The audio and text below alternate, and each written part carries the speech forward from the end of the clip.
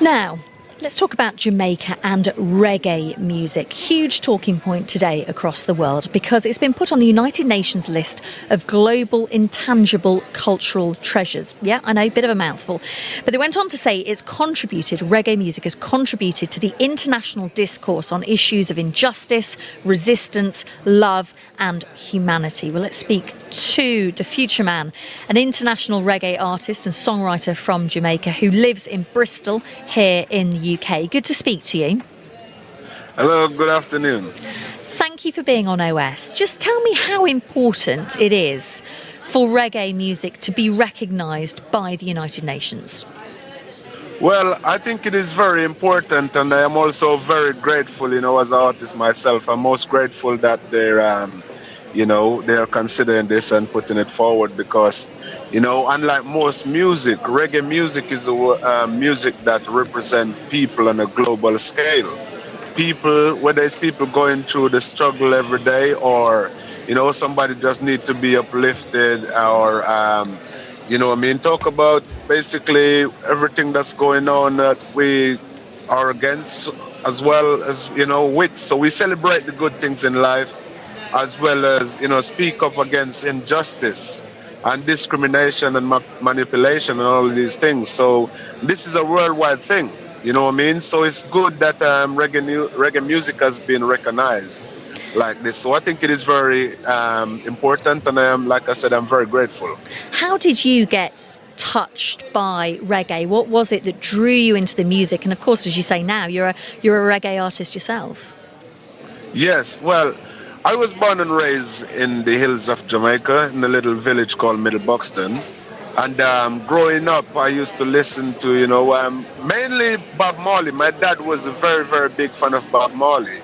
And also Peter Tosh and Bunny Wailer and all of these guys. And the things that they were talking about in their song every day was pretty much the life that we were living.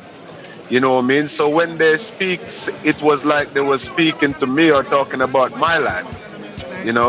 So basically because of that, I also grew up and find that as a way of expressing myself and my views from a very young age. And we can hear in the background, I just want to jump in because this is your track in the background, isn't it? Right to Life. Yes. And people can hear that as we speak.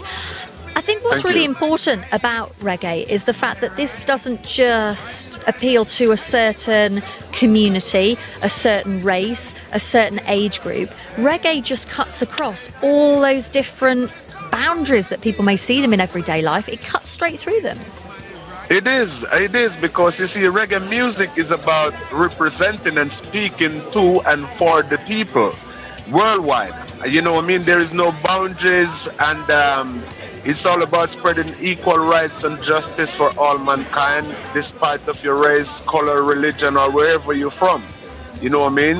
So that's why reggae music touched so many people and so many different levels. The old, the young, wherever they are from.